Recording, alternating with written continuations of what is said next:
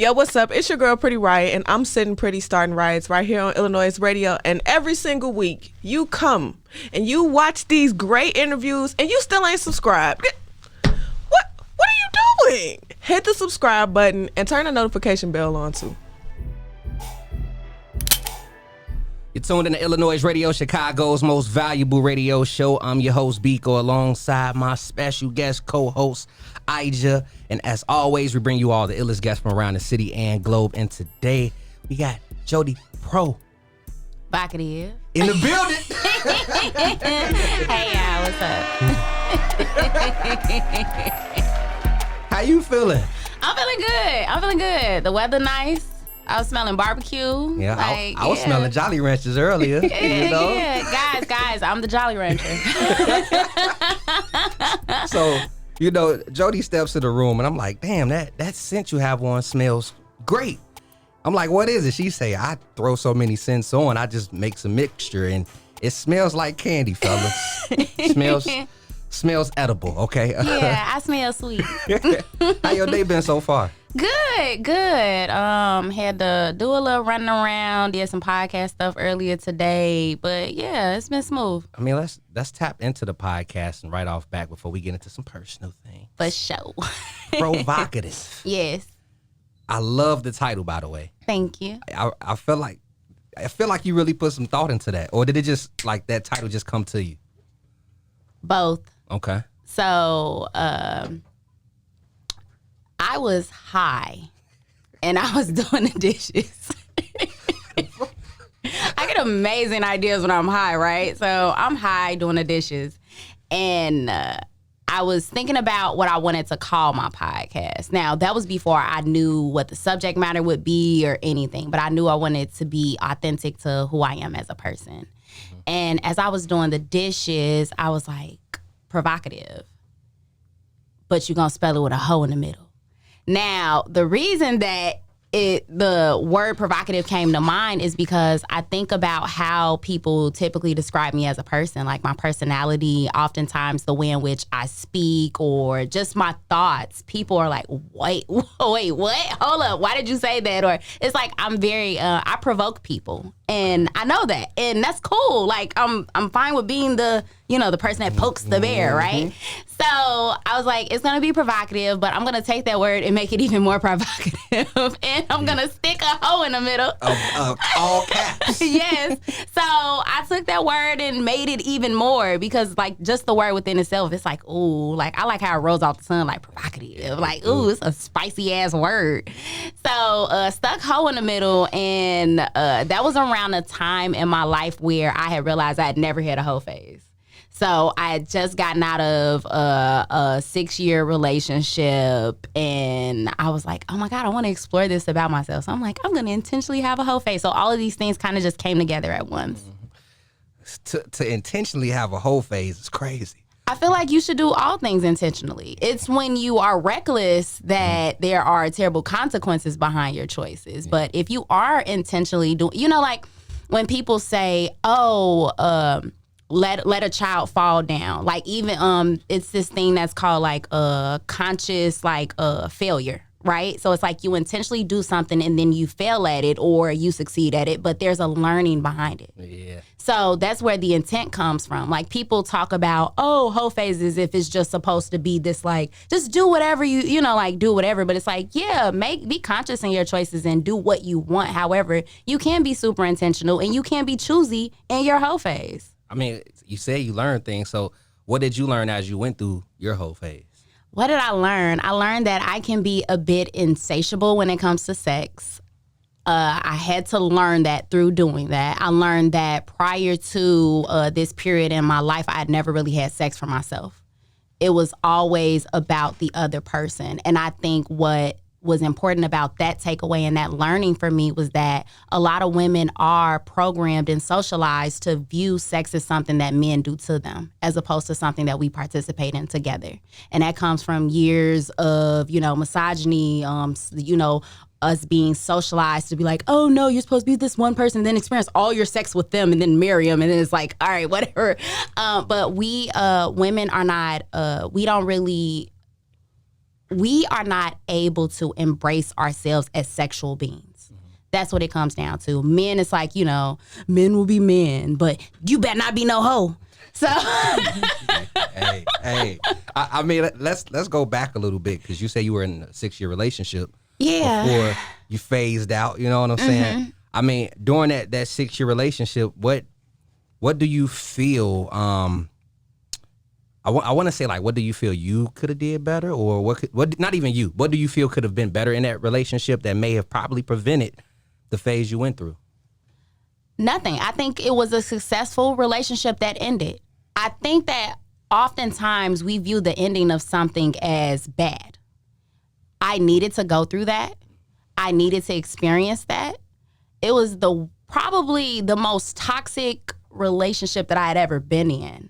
But I'm so grateful for it. I'm so grateful for the person that I became as a result of it, because it was one of those things where it forced me to look in the mirror and really evaluate, who are you as a person, right?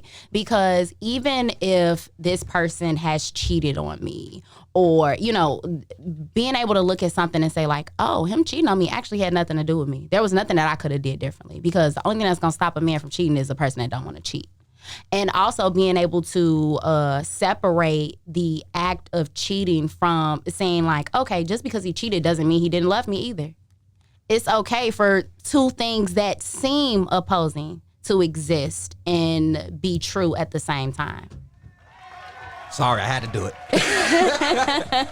Before we actually tap into a break, PrHOEvocative. Yes. Podcast is out now. Yes. If I'm not mistaken, what season? Is this your first? I don't even do seasons no more. That's why it's like, okay, so PrHOEvocative just kind of grew way more than what I thought it could be. So when I first started out with PrHOEvocative, the intention was for it to be like 10 episodes and then take a break and then come back. But then I ended up doing 13 episodes. And then I was like, okay, I took a bit of a break, but it wasn't really a break. So then I instantly went into season 2. Season 2 ended up being 26 episodes.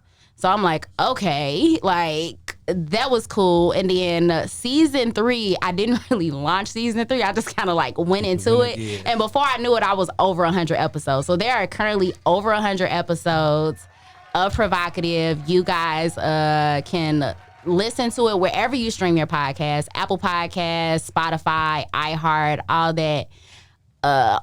If you listen on Apple Podcasts, there is video. Yeah. So you'll be able to see my facial expressions. I make a lot of them, guys. She's doing it right now.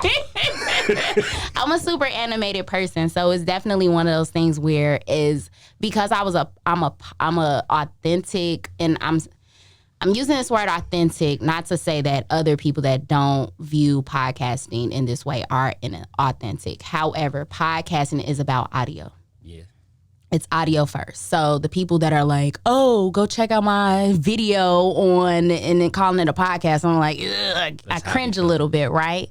However, I know that the podcast space is evolving. I know that, again, the people that are true podcast listeners will always go to the audio platform, and that's cool. But I'm also fine with finding the people that may not be as familiar with podcasting and are still interested in hearing what I have to say.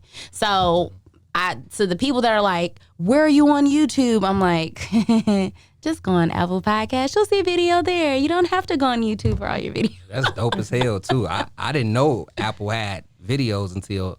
You saw me. Yeah, I'm like, what platform is this? Where am I at? Yeah. A lot of people, it's just about the distribution platform that you go with. It is a little bit more expensive on the, like on the back end of it. But for me, it's worth it because I know that a lot of my listeners want to see my face. And they want to see it's kind of hard for you to kind of envision how something is playing out, especially when I get into like real detail. Cause like I'll act out like, oh, I was riding dick like this, and they'll be like, wait, what? So yeah, getting provocative. Hey, again, just let people know, cause we gonna take a brief break, but let people know again how they can download and tune in to PrHOEvocative. Yeah, for sure. So it's on all of the platforms that you can stream podcasts. So that's Apple Podcasts, Spotify, iHeartRadio, Google, Amazon, Audible. You can literally just type in PrHOEvocative. It's spelled PrHOEvocative. I spell it with who in the middle because we all got a little who in the middle. And I encourage you guys to embrace that part of yourself. And of course, y'all can always hit me up on IG. So that's where I frequent. Look, y'all don't go nowhere because we gonna talk about how we all got a little hole in the middle. Y'all keep it locked. It's Illanoize Radio. Yo, what's up? It's your girl, Pretty Right, and I need you to do one sminy. Yo, what's up? It's your girl, Pretty Riot, and I just need you to do one small favor for me. Head on over to your app store, search ILLANOIZE. Hit the first thing that pops up because we the one and only, and download the Illanoize app.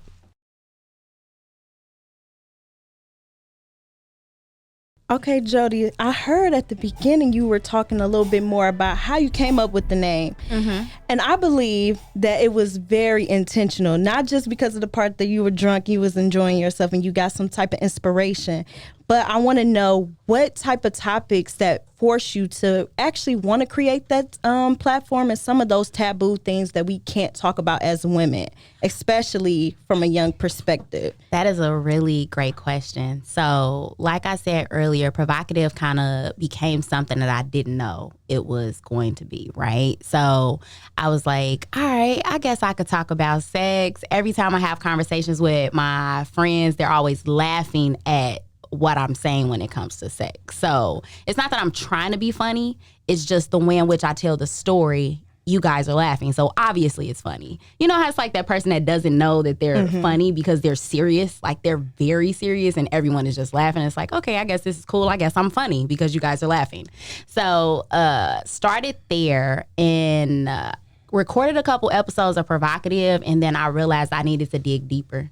Like I really began to ask myself, like, why are you doing this? Like, why are you doing this? Like, on the one hand, it's like, oh, my friends laugh at me, whatever.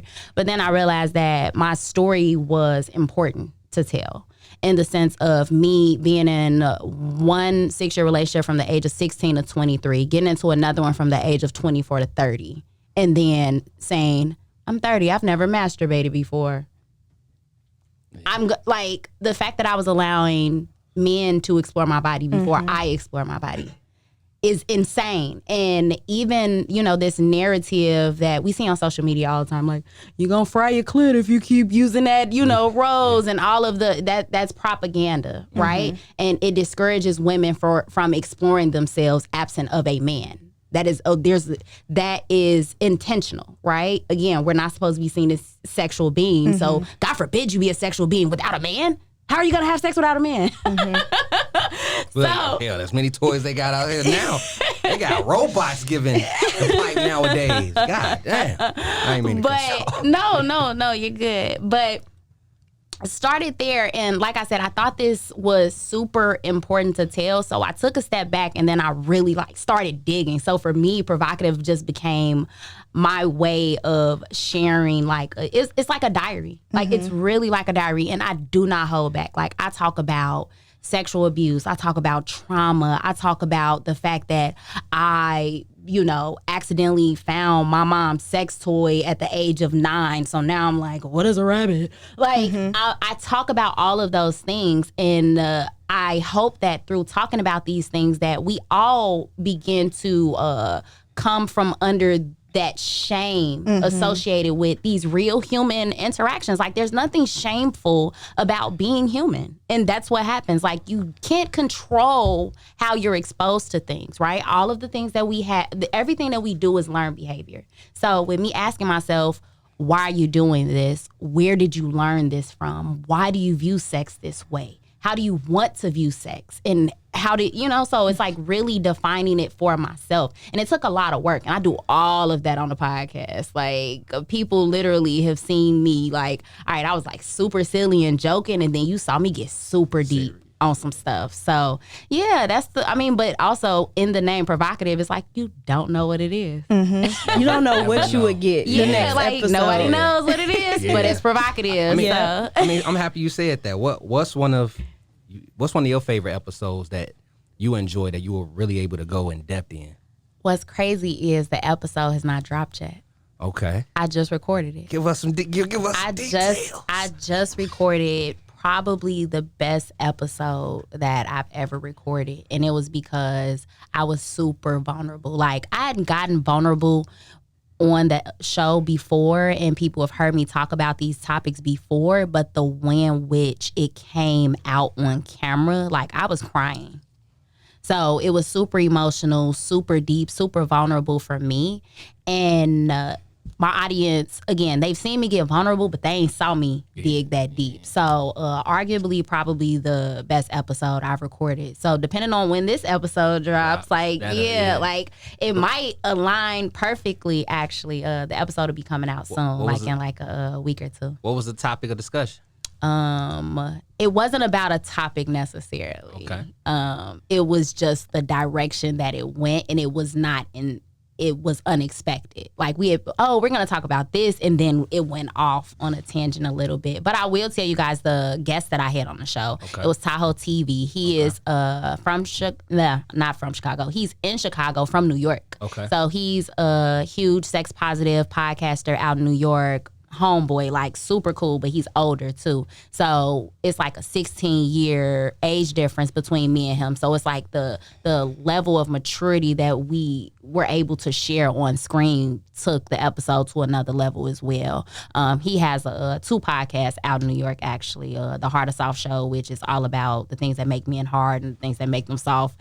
And then So Shameless.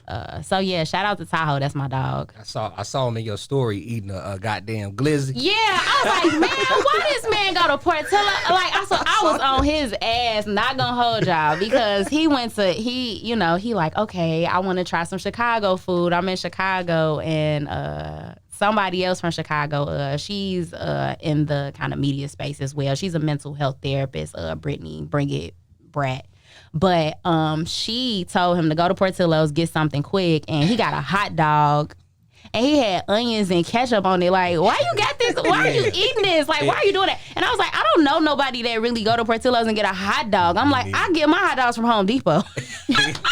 And my man was pouring the dip on the damn beef. Yes, he poured it. I literally told everybody on my Instagram, like, go to Tahoe Story right now. Like, this, I'm like, I don't normally get entertained by watching other people eat food. But I was thoroughly entertained. Like, it was very funny. That's crazy.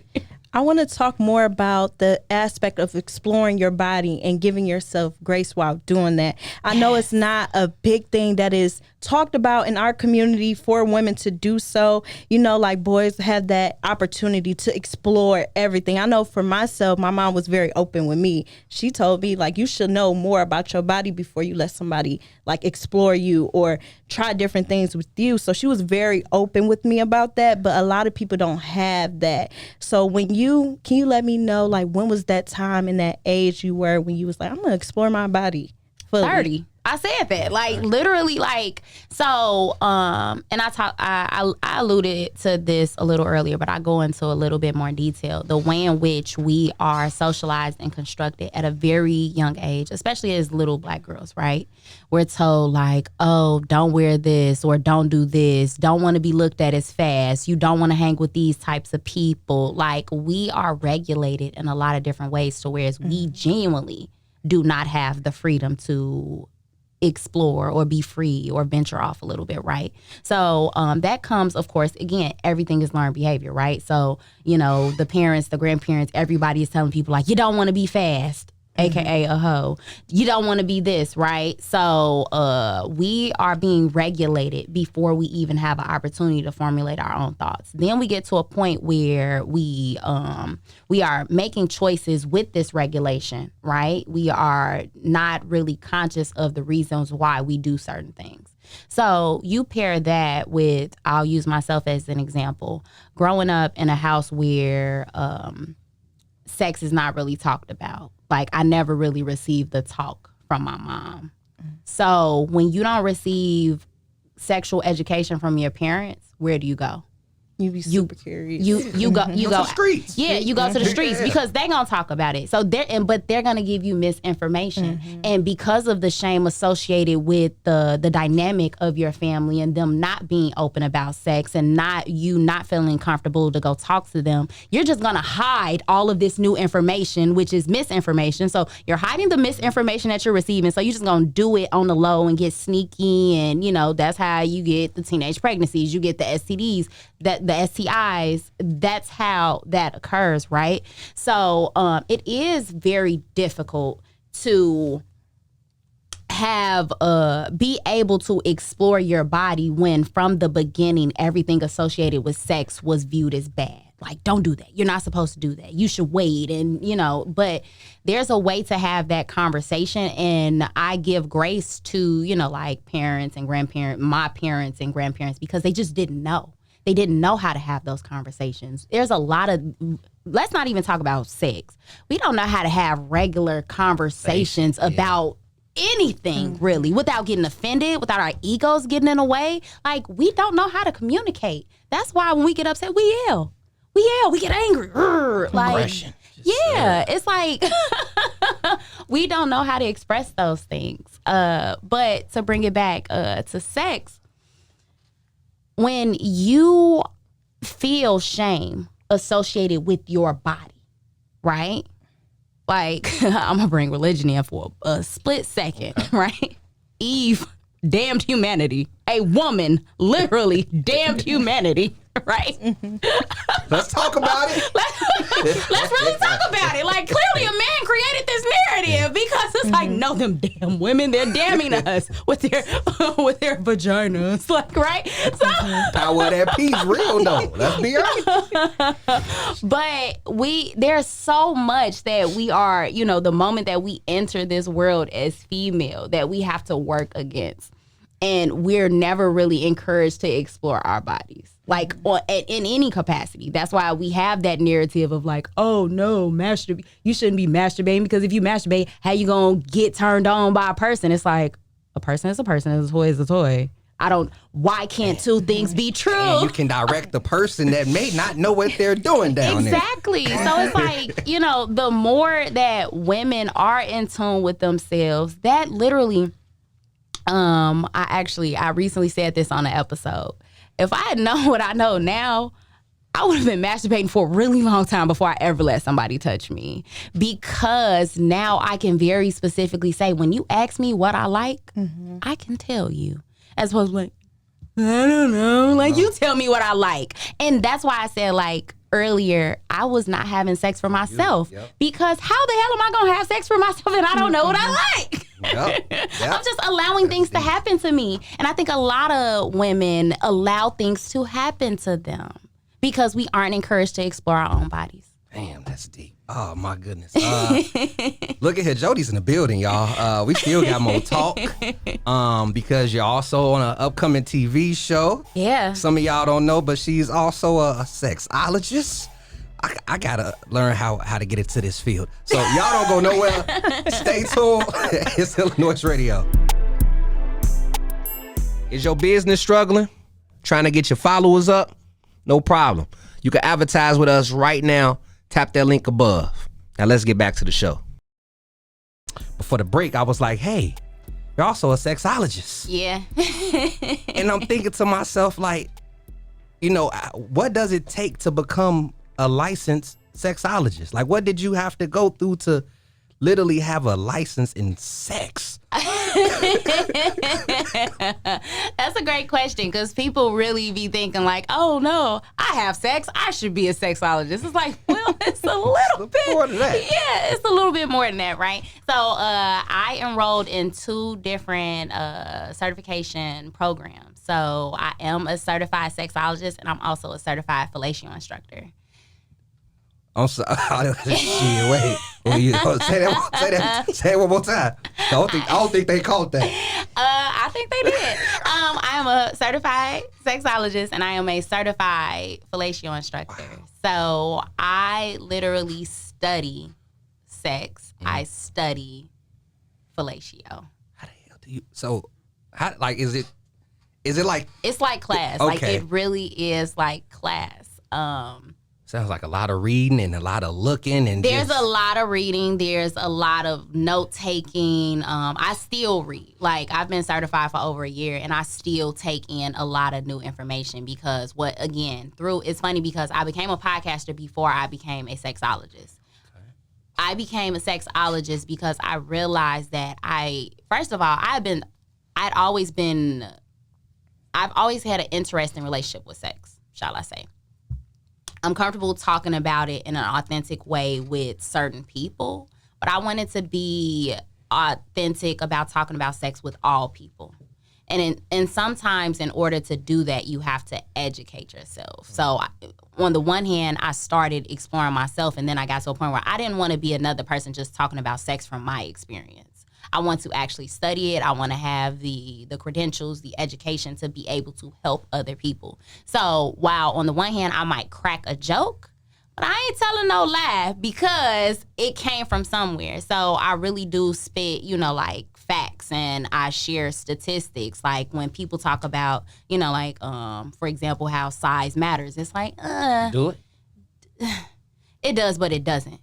Right? Because people assume that if you're big, the sex is going to be great. No, that's not what that means. People assume if the size is small, it's going to be bad. No, it doesn't, right? The woman's G-spot is approximately 2.5 inches. You can't tell me that you need 10 inches if to stimulate your G-spot, all you need is 2 fingers. If you moaning off 2 fingers, but you talking about you a size queen, you are you're a liar. You're a liar. You're not a size queen. You're a liar. Because, and that's the thing too, because I tell people like, I actually don't be moaning off the fingers. I'm like, all right, like this is fine, but you don't really have to do that. I need something else, right? I like being stimulated in multiple ways. So what becoming a sexologist was able to do for me was I was able to actually put things into perspective for myself. So I'm like, oh, wait, there's a reason that I like this type of sexual activity. It's because these types of erogenous zones are being stimulated in this moment, and I'm able to, tap into this energy. So through studying this, I'm able to be like, I can draw from this experience and say, oh, this was when I realized that I like edging. I didn't know it was called edging at the time. What is that? Edging? Okay, so edging. I probably should have asked that shit. Edging is when either you are sexually stimulating yourself or your partner is sexually stimulating you very consistently up until you are about to climax, and then they stop. Gotcha. So you don't climax. So you get all the way there and it's like, psych. It's teasing. Yeah, so I am huge on edging. There are other people that hate it. Like, they absolutely hate it. But again, I am someone who is insatiable in a lot of ways. So I like stuff like that because I like being stimulated in a lot of different ways. So if you do something like that and then you totally switch it up and then now we doing something totally different, it's like, where are you going to go next? It keeps that excitement going. Yeah. That excitement flowing. I mean, yeah. With you studying, and I mean, in general, for men that's interested in knowing, like, I want to talk positions. What is like the best position that, and you can, and I know this ain't for every woman, but in general, with percents and things of that nature, like, what do you feel is one of the best position for a woman to climax? That is a good question. The best positions are going to be those in which, again, your G-spot is being stimulated and more than likely at an angle. So my go-to finisher for me, like the way I like to be finished, is flat on my stomach, legs together, doggy style-ish, right? Because I know for a fact that the penis is literally going where it's supposed to go. However, you can still get that same kind of control if you are riding. And riding on the couch specifically, or a chair, or in some kind of position where your partner is not flat. Because, again, it's about the angles, right? So when you know your angles, when you know anatomy, you know that, like, all right, cool. If I'm on top, I control this. So I can control my movements and how I'm navigating up here. You just gotta, you maintain, and I got this from here. So in one position, you are in control. In the other position, you're not as much. So it kind of just depends at that point, like on your preference, but there are multiple ways to kind of achieve that same kind of angle. Got you. You spoke on, you say you're a fellatio, say that one more, you a licensed? I am a certified fellatio instructor. Okay. So can you elaborate on the concept of throat choreography? Yes. So as I said earlier, guys, I teach a class that I call throat choreography because for me, I perform oral like it is a beautiful dance. And I want it to feel like a beautiful dance for my partner. I want him to feel like I'm dancing for him with my throat. So is it twerking? Is it slow winding?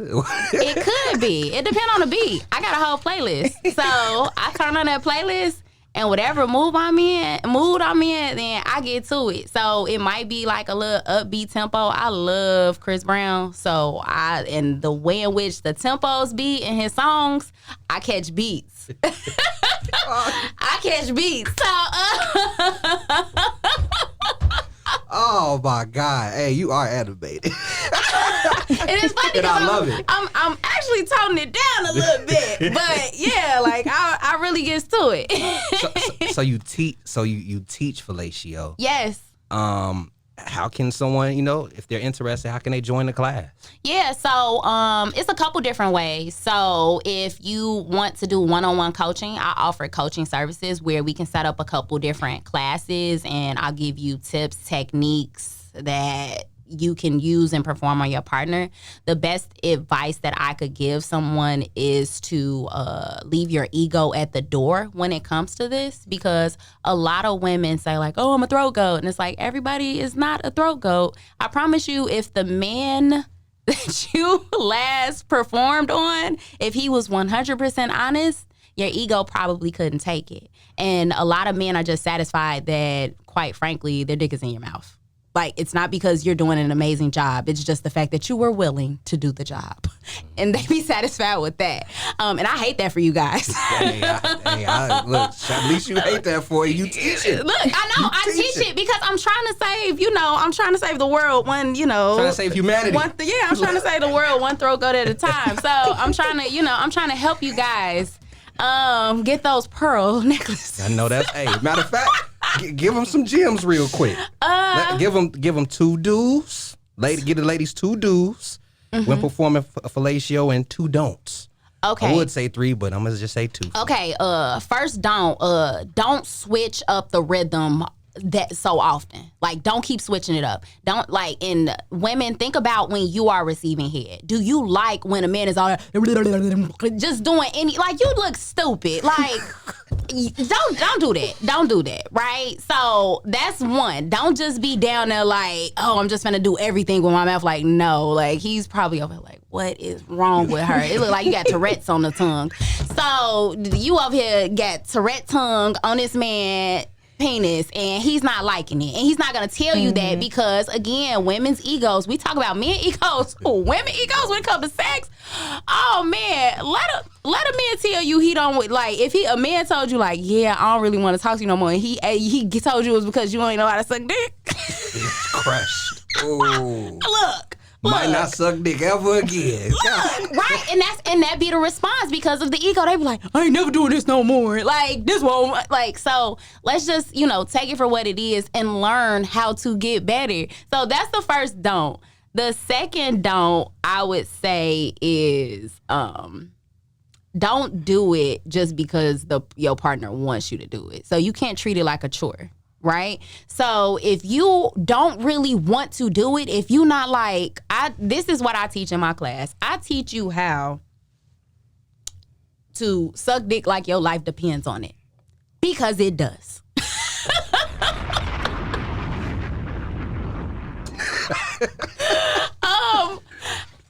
You have to do it like your life depends on it, right? Like, this man, you finna suck the venom out of it, and he's gonna die if you don't do it. So what do you want to, it's a life or death situation. You really have to do it like it's a life or death situation. Like, what would you, I've said this before. I tell people, like, look, if I was ever in like a movie where it's a serial killer or something like that, I really think I could get out that jam, because he just needs some head.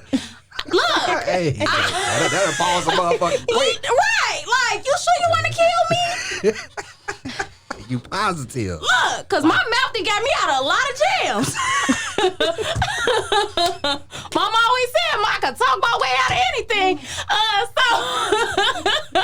was finna add to that, but I wasn't even finna add to it. You can talk. No, look, go continue. Look, so those are the two don'ts. Don't treat it like a chore, and don't just be down there doing any old thing, right? Mm-hmm. The do. Watch him masturbate. Watch him masturbate, because when you watch him masturbate, you're gonna get a sense of his rhythm, right? Most men can climax and the guys with stamina aside, if you took out the fact that like, oh, they probably work out or they do this, they do that, switching positions, that's a cheat code. If they switch in positions or whatever, they switched because now they're gonna be able to, last a little longer, right? But if you just take 7 to 10 nonstop consistent stimulation, that means it's 7 to 10 minutes tops. So I don't know too many men that masturbate for longer than that amount of time. That's really all they need. Long ass time. So, you guys waiting 10 minutes. Right. And that's what I'm saying. Like, that's why I say 7 to 10, the average, right? So if you watch him get himself off, then guess what? Just do that with your mouth. Whatever that rhythm is, mimic that rhythm, right? And that's what I teach in throat choreography, because again, it's like, you might put a song on and you're like, all right, cool, I recognize that beat. Now beatbox. Oh. Jody, your ass crazy. Hell no. So, yeah, that's the first do. Watch him masturbate. The second do is have a playlist. Like I said, it's throat choreography. I love a good song. Like, think about music that makes you feel good. How does this song make you feel? Like, when I know a song hidden when I want to put it on my throat playlist. So I'll be like driving. I'm like, ooh. Yeah, add that one. So, like, I literally be driving. I'm like, ooh, yeah, I could. He grabbed my head and like, I get animated when I'm driving too. So I'm like, yeah, I'm finna add that to the throat playlist. Like, now I'm wondering, okay, before we get into this break, what's at the top of your throat playlist right now? Oh, I ain't gonna hold y'all. Look, it's gonna be some Chris Brown. You know what's crazy? It's gonna be sensational. Yeah. The things I do for you, girl. It's not. Chris Brown is the third song. The first song is Usher, Tell Me. That is an 8-minute song. Damn. That nigga ain't probably gonna last that long. But that's why I put it first. 8 minutes, yeah. And it's a really good, sensual, slow song. Like, it's a super sexy song. So, but also it depends on the mood I'm in too. So it's like, I might not start with the first song. Like, I might click on another song on the playlist. So I'm gonna just tell y'all my top 3 songs. Perfect. So Usher, Tell Me. Number 2, Ice Cold, K Camp. It's a lot of good beats in there. Okay. And then 3, Under the Influence, Chris Brown. Damn. Hey. She just helped y'all out for the ladies that's interested in fellatio. Add them 3 songs. Yeah, honestly, if you take my class, you get the whole playlist. Yes, if you take my class, it's a part of the class. I give you an ebook. I give you actually get the instruction from me, and I give you my playlist. Again, how can they join this class before we go to this break? Yes, of course. So if you go to my Instagram, my link is in my bio. You can get either an instant downloaded recorded version of the class, or you can book me for one-on-one coaching sessions. Also, I am the resident sex expert at Tease University, which is an online platform for women. So if you want sex classes just on demand, you can download the app, become a member, and you'll see this along with all of the other sex classes I teach at your fingertips. So it's a lot of different ways you can get into it with me. But yeah, get on my Instagram. That's like the one, hit that link in that bio. Main place right there. All right, y'all hit that link. Coming up after this break, we talking about the never ever mets. Okay, y'all stay tuned for that because the conversation is still going. It's Illanoize Radio. Yo, what's up? It's your girl Pretty Right, and I'm sitting pretty, starting rights right here on Illanoize. I'm gonna let you finish, but did you tell them to listen to Illanoize Radio? Every Saturday from 4 to 6 p.m. Well, I was getting to that, but y'all made a point, so I hope y'all tune in. Do that. Wow.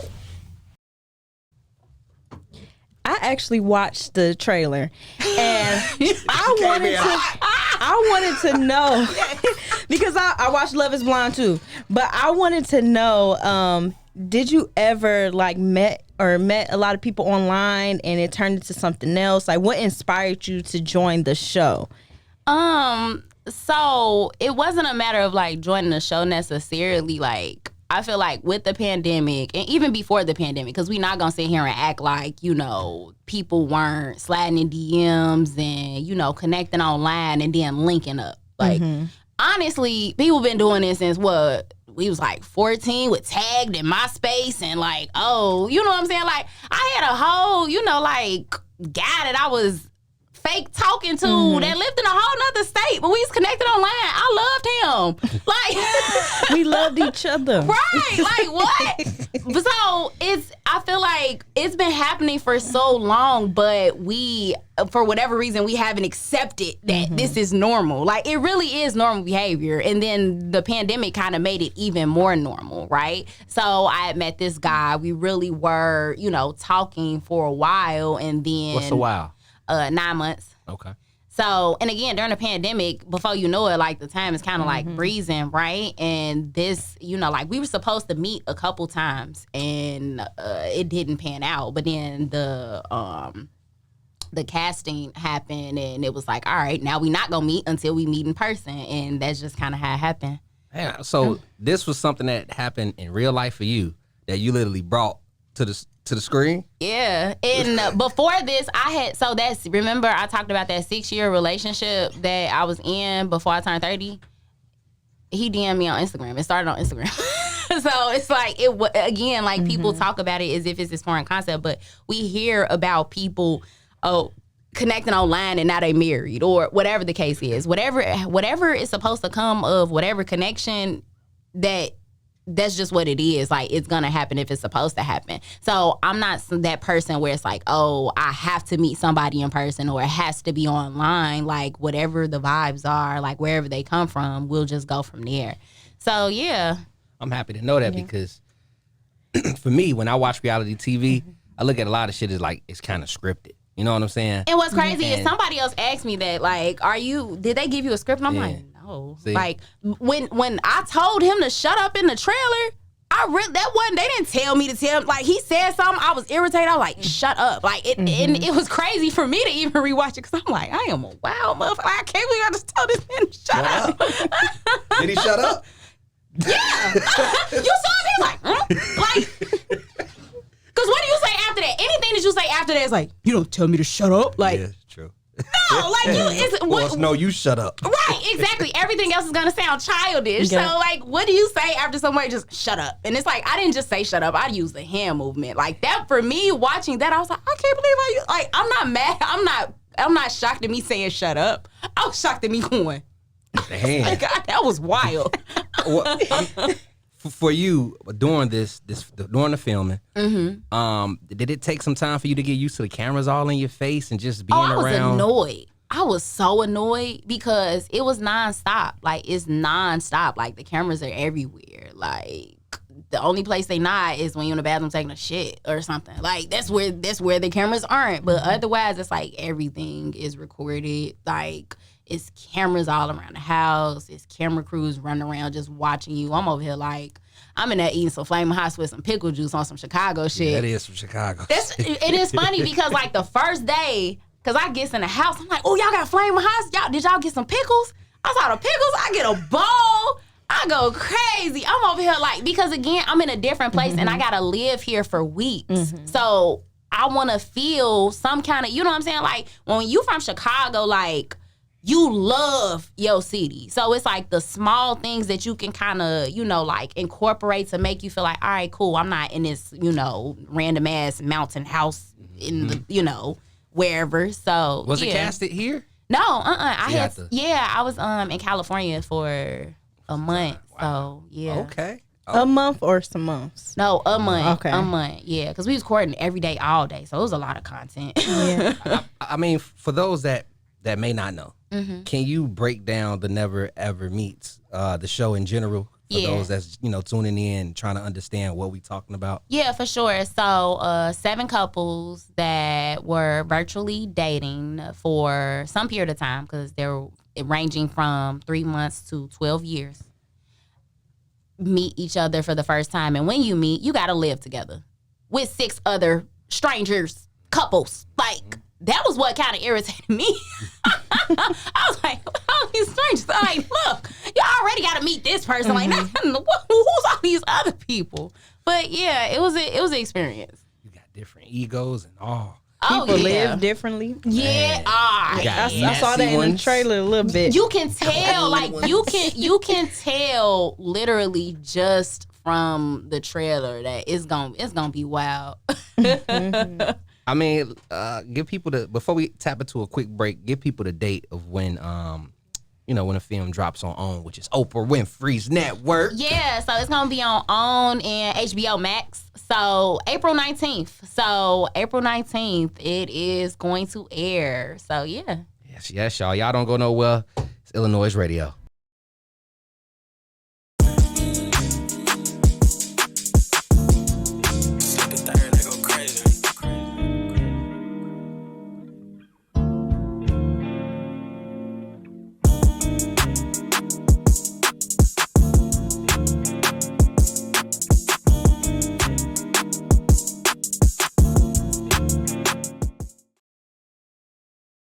Man, before the break, we was briefly chatting about the Never Ever Met show, in which you'll be on. Yeah. April 19th is when matter of fact, episodes. Or the season. Yeah, it's going off. It's 10 episodes. It's 10 episodes. Yeah. Ooh, we got 10 We can episodes. binge watch.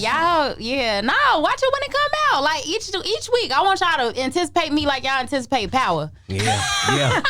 Do you know what? Will it drop on Fridays or Saturdays? I think it's gonna drop every Friday because it does drop on a Friday, so I'm assuming it's gonna be an every Friday thing. Yeah, I'm honestly looking forward to watching it myself because just because I was out there don't mean I'm gonna know how they gonna slice and dice it. So we gonna see. I saw you put up a link for the watch party, so let everybody know how they can join and come to the watch party as well. Yeah, for sure. Link in my bio. Same with everything else. If you go to my Beacons link in my Instagram bio, you can see it there. So yeah, we gonna be partying a little bit. Now, with the Never Ever Meets Mets. I'm dyslexia sometimes. I don't know why. I'm confusion. You like I'm dyslexia. What? What? You're what? You heard what she said. You heard what I said. What I said. But the Never Ever Mets. Like, I want to know, like, how do you believe, like, this would challenge traditional views of, like, relationships and online dating? Challenge. I don't know if it will. Okay. I don't know if it will because clearly there is a trend towards finding alternative ways at love, right? Mm-hmm.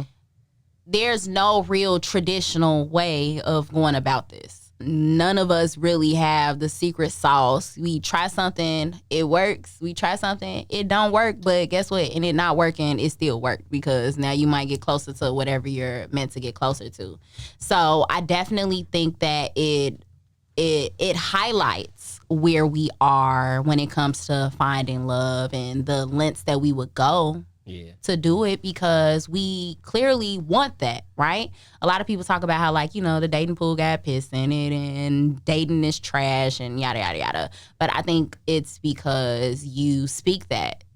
Like, I don't have bad experiences because whatever I'm meant to learn from something, I'm going to learn it. And I'm grateful for it. And that's fine. Like, nothing has to last forever if it's not meant to be. So I definitely think that, and I hope that this show will kind of bring that in and, have people kind of thinking about why they choose the people that they choose, the route in which it took for them to meet that person. And just, what can you learn from this? Because all of the couples had different stories. So it's like nobody's story was like the next person. So that was interesting. Do you feel that when people watch things that it'll help, like, with the misconception of how virtual reality relationships are in general? Because I feel like there be misconceptions because everybody feel like, oh, I don't know if that person catfishing me. I don't know what that person is on the other side. I just see this picture. Though we've been talking, I really don't know this person. So do you feel like once they start watching it, to kind of clean up some of the misconceptions of things? Maybe. I know what is 55% of communication is nonverbal, and 50 more than half of communication 55% of communication is nonverbal, right? But the most likely outcome of communication is miscommunication. So it's not about, I'm like, all right, cool, your body language don't align with your words, or your words don't align with your eyes. And it's like, it's so much that goes into communication outside of how someone looks or how someone speaks, right? And sometimes you just don't know what to focus in on. I said earlier, a lot of us just don't know how to communicate to begin with. So it's super easy for a miscommunication to occur, just period. Now, you pair that with trying to meet someone new, and in your head, you trying to like second guess everything, right? It's like, that's not the way to kind of communicate with. Like, how can you communicate with someone and you think like everything they say is a lie, or you don't know what to believe? Just take it at face value until they give you a reason not to, right? So to think like, oh, well, maybe this person isn't that, like, why are you doing this then? So I definitely, again, I hope that whatever someone takes away is going to be valuable and they can apply it to, you know what I'm saying? I'm not saying like, oh, not everybody finna be like, let me go date this person online for like, a year and then figure it out. Like, no, I'm not saying that. But I do believe that the learning and the takeaway after seeing this, you're going to be able to pull something from it. Like, there's going to be something that you're going to be like, you know what? The way in which she handled this situation, or the way in which he went about this situation, maybe I would have done things differently. So now I got to think about like, well, why would I have done something differently? Or why would I not date someone virtually at all? Or maybe I might want to give it a try. Maybe it might be worth it. So yeah, I definitely think that you're going to take what you need, as with all things. No, go ahead. I had a question about just the process of living in that space with so many other couples. I know this will be the first time for all of you guys to meet the other person y'all been dating. Is there any like counselors in the space outside of like you all being in that home together? Like if the argument happened, sometimes it's certain like dating shows like that. You saw from the trailer that it was some arguing. Yeah. I was not calling them some liars for nothing. I'm like, where's the counselors? Yeah, like they was pissing me off. So yeah, like there is an episode where you guys will see that things got a little, like overwhelming, and then they had something set up for us. So yeah, but I don't know how, all I can kind of speak from is my experience and what went down with our situation. But yeah, you'll see it. You'll see it. I never got to ask you this, Jody. What? When it came to the casting, did you all have to audition? Did they reach out to you?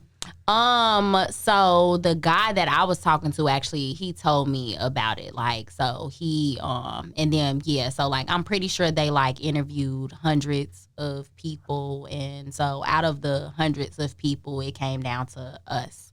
So clearly they saw something funny in me. Yeah.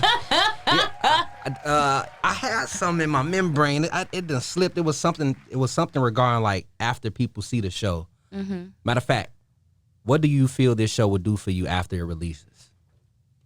For your career? That's a good question.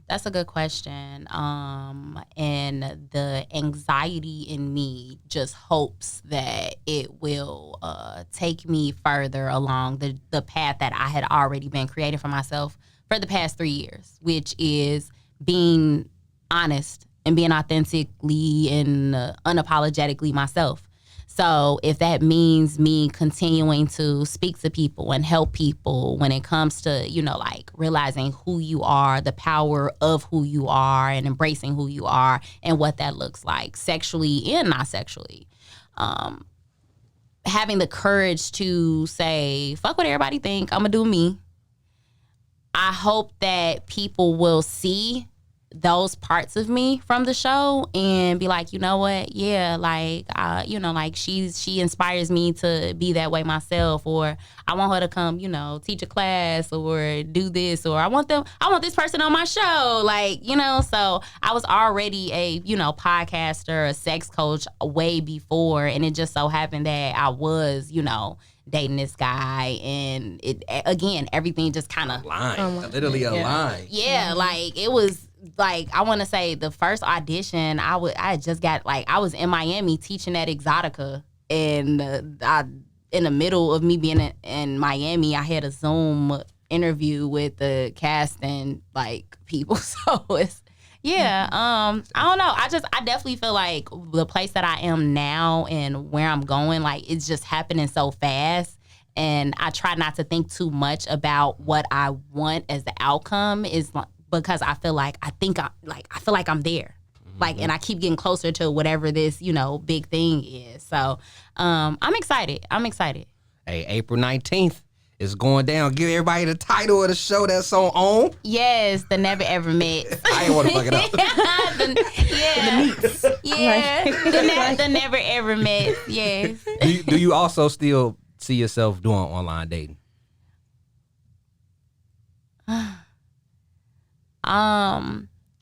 No, I think this was the last time for me. And that's not to say that online dating is bad. What it is to say is that I need someone that understands the difference between my online persona and my in-person persona.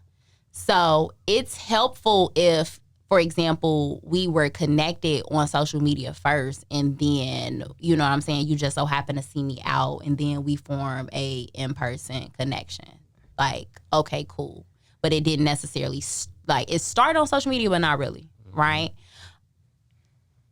And even, like, for example, I was walking to my car yesterday, and there was a guy. He was like, you know, asking me for my number or whatever, and I was like, don't really want to give you my number. And the reason is that just because I give you my number don't mean that we're gonna communicate. But if we are connecting on social media, we will see each other in a different light, and it's not, you know, it's almost like a low pressure situation where you can kind of observe me, I can kind of observe you, and then we can see like if the vibes are there to even, you know, go further, versus you coming through my phone and I don't like how you doing this and that, and I'm gonna be like, now I'm like, why do we even exchange numbers when we could have just kind of been on some chill, kind of, you know, take a back seat type thing. Could have just kept it on social. And went from there. Yeah, like we it probably would have lasted longer. I feel like it would have I feel like to an extent social media allows connections to last longer than they would have if we were only relying on phones. Like,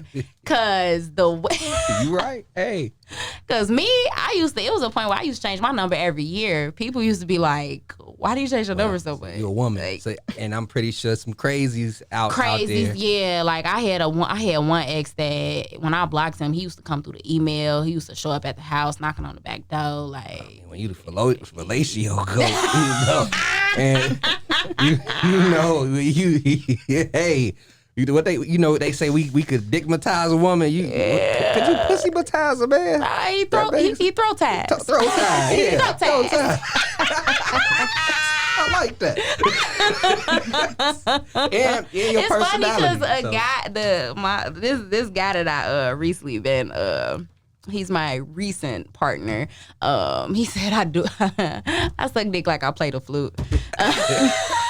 You get your Andre 3K on. Yeah, like he said he was like, you do it like it's the flute. I'm like, I love that for both of us. Like, thank you. It's a real blowjob right there. Like, yeah, I know how to whistle a little bit. Oh my God. Oh shit. I mean, as we get closer to wrapping things up, I want to take it back just a tad. For sure. Because we touched on you being a sexologist. We touched on being a fellatio goat. But I want to ask you, like, what advice would you give to individuals who's like hesitant to explore their sexual desires? I'm gonna tell y'all this. I was having a conversation with a friend one day, and I was telling her, like, I would hate to be on my deathbed and not explored like all that life had to give, right? And part of life is bodily pleasure. I'm a pleasure advocate. I am huge on everything in life should feel like sex. When you have really good sex, you can find those same like hormones that come from sex. You can feel that in different things. Like the way in which I can feel happy, like a genuine state of euphoria from sex after sex. I can feel that with podcasting, with having a conversation with a friend. Like you're able, that energy, it's energy, right? So once you tap into that energy in one way, you're able to bring that same energy to just life. There's a reason that, you know, when you see like a grumpy person, they just angry, you're like, oh, they need some sex. Right? Yeah. They need some sex because it's an energy that they need to tap into so they could fix their face, right? Fix their attitude too. Yeah, like you look. And also like good sex leads to longevity when it comes to like, you know, or even just the overall improvement in the quality of your life. Like studies show that people who have good sex are happier people. There's a reason for that, right? Your skin glowing. I ain't gonna give y'all my facial routine. Oh man. But I say that to say my advice or what I would tell somebody when it comes to exploring yourself is that exploring yourself will lead to an improvement in ways that you can't imagine. Like there's happiness on the other side. There's confidence on the other side. There's a reason that when I walk into the room, people are like, you know, and that didn't happen until I started exploring myself. And now I know who I am. I can walk into a room and I'm like, no, this is who I am. This is how I show up, right? And it starts with, again, peeling back those layers of shame associated with sex and self-exploration. And once you get over that, it's like, look, can't nobody make me feel bad about masturbating. Like, there's nothing that anybody can say about, how you mad because I'm playing with myself? What? And it's yours. Right. Like, how you mad because I'm playing with myself? Like, you know what? I think you need to play with, like, you know how sometimes people say, like, you need to know how to sit with yourself? Mm-hmm. You need to learn how to play with yourself. So, the person that is hesitant, I say, look, if you're not going to play with yourself, how you expect somebody else to play with you? Like, look. Can you say that one more time? Yes. If you don't play with you, how you expect anybody else to play with you? Because look, like, you know how like, I'll use this as an example. You know how like you be eating like a real good dish and people like, damn, I want some. Mm-hmm. Look. Mm-hmm. It's social proof.